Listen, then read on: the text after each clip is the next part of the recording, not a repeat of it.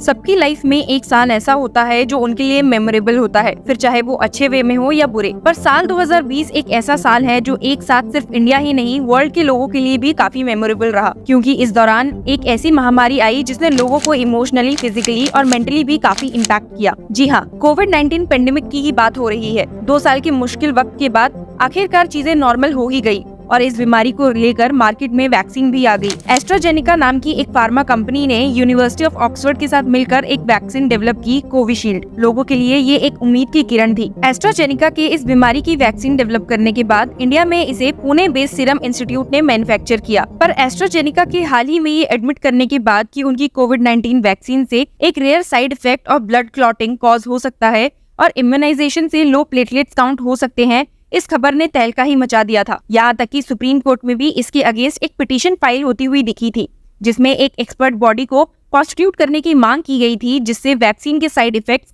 और रिस्क को एनालाइज किया जा सके। आपको बता दूं कि जब ये पिटीशन फाइल हुई थी तभी से लोग इस डिबेट में फंस गए थे कि सुप्रीम कोर्ट इसे एक्सेप्ट करेगी या नहीं, क्योंकि हेल्थ एक्सपर्ट्स और मिनिस्ट्री ऑफ हेल्थ का यही मानना था कि इंडिया में वैक्सीन के डोजेस को लिए काफी टाइम हो गया है और इसके साइड इफेक्ट्स इंस्टेंट होते हैं। तो फाइनली सुप्रीम कोर्ट ने इस क्वेश्चन को भी क्लैरिफाई कर दिया है। साथ ही इलेक्शंस के चलते अब पॉलिटिकल पार्टीज को एक और मुद्दा मिल गया है, जिसका प्रचार करके वो अपना वोट काउंट बढ़ा सकते हैं। कुछ पार्टीज कोविशील्ड के प्रोडक्शन के लिए सेंटर को ब्लेम कर रही है और वहीं आपने न्यूज में तो सुन ही लिया होगा कि प्राइम मिनिस्टर नरेंद्र मोदी ने भी वैक्सीन सर्टिफिकेट से अपना फेस रिमूव कर लिया है, जिसको लेकर भी लोगों में काफी चर्चा है। सबसे पहले बात करते हैं सुप्रीम कोर्ट के डिसीजन से कि क्या वो एडवोकेट विशाल तिवारी द्वारा फाइल पिटीशन को एक्सेप्ट कर रही है या नहीं। आपको बता दूं कि चीफ जस्टिस डीवाई चंद्रचूड़ ने इस इशू को एक्नॉलेज कर लिया है। वैसे तो चीफ जस्टिस ऑफ इंडिया ने इस केस की अर्ली हियरिंग की रिक्वेस्ट को रूल आउट कर दिया है, लेकिन उन्होंने कहा है कि वो इसे जरूर सुनेंगे। हालांकि हियरिंग की डेट अभी डिसाइड नहीं की गई है। आपको बता दूं कि इस पिटीशन में 2 डिमांड्स की गई है।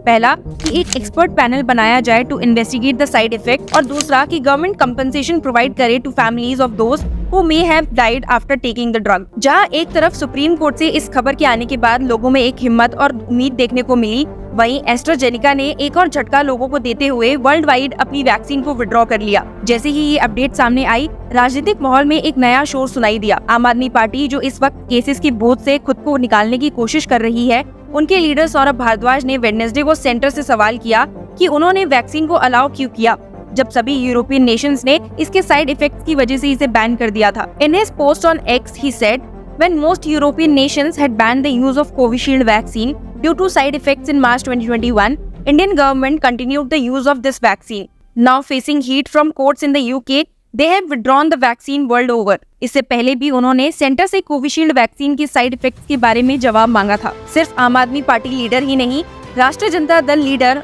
And daughter of party supremo Lalu Prasad Yadav Misa Bharti ने भी फ्राइडे को क्लेम करते हुए कहा है कि प्राइम मिनिस्टर नरेंद्र मोदी ने कोविड-19 वैक्सीनेशन सर्टिफिकेट से अपना फोटो रिमूव कर लिया है due to the ongoing controversy surrounding the Covishield vaccine. Bharti ने न्यूज एजेंसी ANI से कहा, now that questions are being raised on the vaccine Covishield, his Prime Minister Modi photo has been removed. It is an old habit of the Prime Minister to take credit for any work. Now when doubtful results of the corona vaccine are emerging, fearing the defamation, the Prime Minister's pictures have been removed from the corona vaccine certificate. Congress leader and former Rajasthan Chief Minister Ashok Gehlot ने भी Wednesday को centre की तरफ Covishield vaccine पर अपने questions raise किए हैं। उन्होंने कहा है कि डॉक्टर्स ने हमेशा से इस वैक्सीन के पोस्ट कोविड प्रॉब्लम से पब्लिक को वार्न किया है, लेकिन अब वैक्सीन को लेकर जो क्वेश्चंस रेज हो रहे हैं उसने पब्लिक के माइंड में एक डाउट क्रिएट कर दिया है। He further stated, the government of India should make the general public aware of the reality through ICMR researchers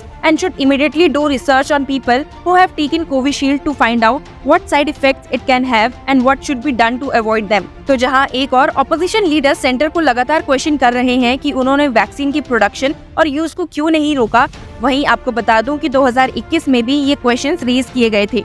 That did center ignore its own red flags on COVID vaccine side effects? Vaccine के आने के 4 महीने बाद ministry of health and family welfare ने सभी state से communicate करने के बाद adverse events following immunization AEFI और AEFI केसेस के एनालिसिस के बारे में बात की थी।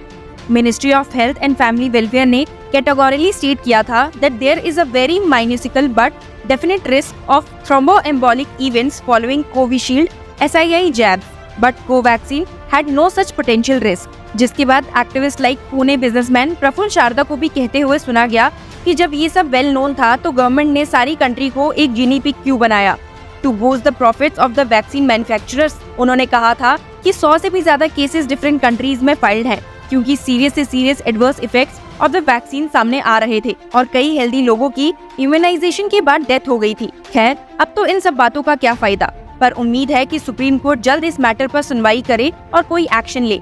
उन लोगों को कंपनसेशन मिले जिनके क्लोज वन वैक्सीन के लगने के बाद एक्सपायर हो गए या सीवियरली डिसेबल हो गए। इसी के साथ हमने आपको पहले भी बताया था कि एक एग्रीव फैमिली जो अब भी अपनी बेटी की डेथ से एग्रीव्ड है, उन्होंने अपना फ्रस्ट्रेशन दिखाते हुए कहा था, the admission by AstraZeneca is too late and has come after so many lives have been lost। उन्होंने एस्ट्राजेनिका और सीरम इंस्टीट्यूट दोनों को ही वैक्सीन डिस्ट्रीब्यूशन की कंटिन्यूटी पर क्रिटिसाइज किया था। डिसीज की फैमिली का कहना था कि दोनों मैन्युफैक्चरर्स और गवर्नमेंट ने नेशन वाइड वैक्सीन को प्रमोट करते हुए इसे सेफ एंड इफेक्टिव कहा था, without adequate data to support these claims. ये फैमिली सीरम इंस्टीट्यूट के अगेंस्ट केस फाइल करने जा रही है और उनके अगेंस्ट लीगल एक्शंस में सिर्फ कंपनसेशन ही नहीं बल्कि एक इंडिपेंडेंट एक्सपर्ट मेडिकल बोर्ड को एस्टैब्लिश करने की भी मांग की गई है, to thoroughly investigate their daughter's death and share the findings with them। जब सीरम इंस्टीट्यूट को इस पर कमेंट करने के लिए अप्रोच किया गया तो उन्होंने इस पर कमेंट करने से मना कर दिया, लेकिन डिसीज की फैमिली ने कहा है, if sufficient remedies are not obtained for the sake of justice and to prevent the reoccurrence of this atrocity that was perpetuated in the name of public health, we will file fresh cases against any or all of those perpetrators because of whose actions the death of our children ensued। पर अब जो AstraZeneca ने एक statement issue करते हुए इस vaccine को withdraw कर लिया है, तो क्या इसका असर इंडिया और बाकी के फाइल किए गए केसेस में भी देखने को मिलेगा? AstraZeneca said in a statement, according to the independent estimates, over 6.5 million lives were saved in the first year of use alone, and over 3 billion doses were supplied globally। Our efforts have been recognized by governments around the world and are widely regarded as being a critical component of ending the global pandemic। As a result, variant COVID-19 vaccines have since been developed।